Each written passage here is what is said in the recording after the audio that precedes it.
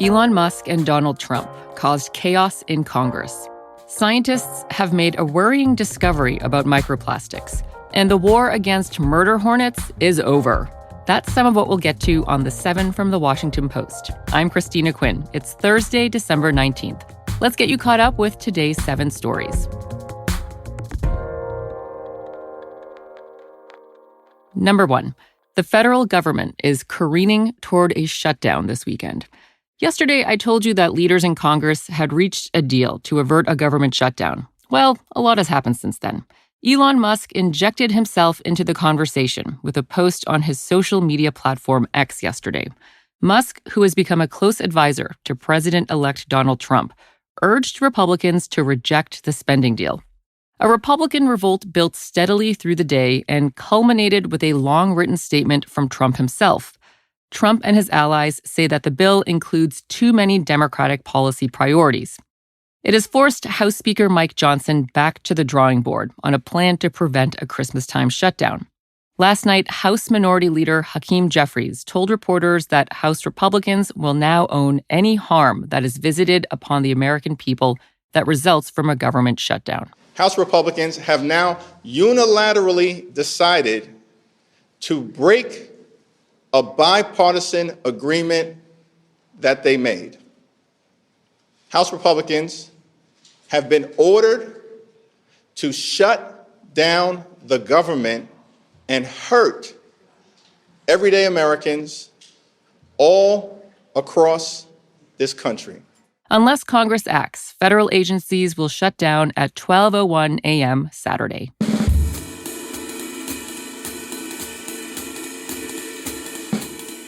A majority of Americans oppose Trump's plans to test democracy's limits. That's number 2. Yesterday, the Post published a poll that it conducted with the University of Maryland. It asked Americans how they felt about Trump's ideas that challenge democratic principles and strain constitutional norms. And it indicates that Americans reject many of the proposals. For example, most Americans oppose Trump's plans to use the U.S. military to deport millions of undocumented immigrants. A majority also opposes a proposal to instruct the U.S. Justice Department to investigate his political rivals. They also don't want him to pardon those convicted for their involvement in the January 6, 2021 riot at the U.S. Capitol. Trump has claimed a broad mandate for his proposals and has selected a cabinet of people who have expressed eagerness to carry them out. But the poll suggests that many of his plans would not be popular.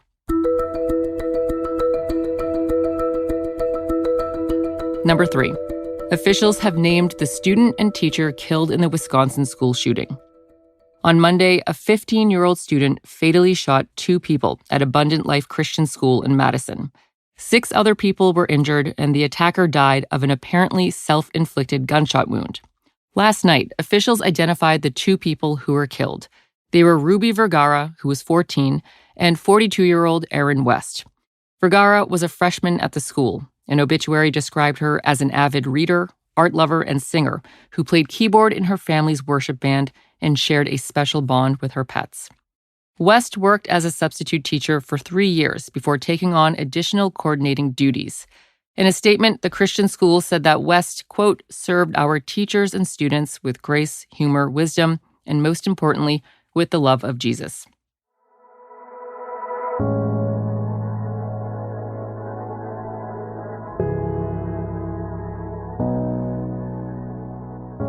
Number 4, verdicts were delivered in a mass rape trial that horrified France. For the past 3 months, France has been shaken by chilling courtroom evidence in this case. Dominique Pelicot was accused of repeatedly drugging his wife, Gisèle Pelicot, and recruiting dozens of men to rape her. The trial took place in an open court at the request of Pelicot's now former wife. She said she wanted the world to know what had happened to her. This morning, Dominique Pelicot was found guilty of aggravated rape and sentenced to 20 years in prison. The dozens of other defendants were also all found guilty of at least one charge.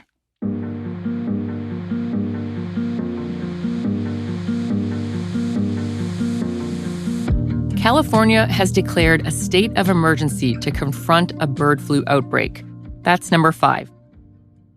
In recent weeks, public health experts have been growing increasingly worried about the spread of the virus in dairy herds. More than 800 herds have been infected in 16 states. This includes over 600 herds infected in California. So yesterday, California Governor Gavin Newsom declared a state of emergency. He said that the move would help to streamline and expedite the state's response. And there was some more concerning news yesterday. Federal officials said that an individual in Louisiana has the first severe illness caused by bird flu in the U.S. The patient is hospitalized. Officials said the person had been in contact with sick and dead birds.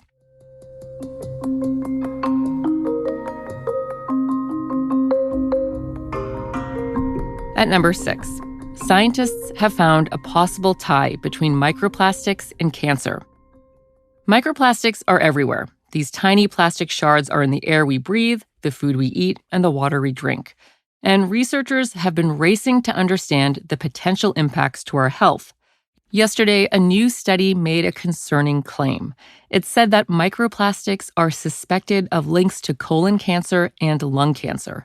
And experts said the particles could also have ties to some reproductive problems. The study is just one step in the process to establish what microplastics do to human health. Because there are so many different types of plastics, it's an extremely complicated problem, and more research is needed.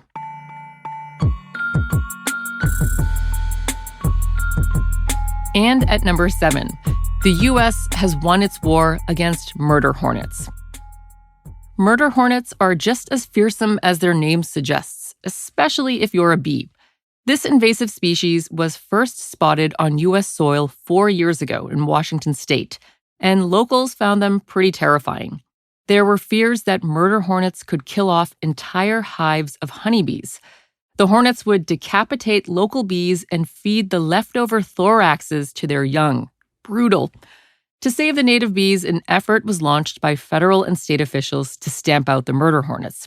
And yesterday, officials declared that murder hornets have been eradicated from the country. Sven-Erik Spichiger, an entomologist for Washington's Agriculture Department, expressed his excitement about this victory yesterday in a news conference. I got to tell you, as an entomologist, I've been doing this for over 25 years now, and it is a rare day when the humans actually get to win one against the insects. Haha, take that, murder hornets.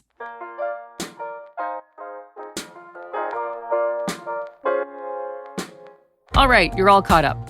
But remember, the 7 podcast is not your only stop for news today. Listen to our afternoon news podcast, Post Reports. That's where you can hear my colleagues from around the newsroom digging in on exclusive reporting from the Post. I'm Christina Quinn, and I'll meet you back here tomorrow.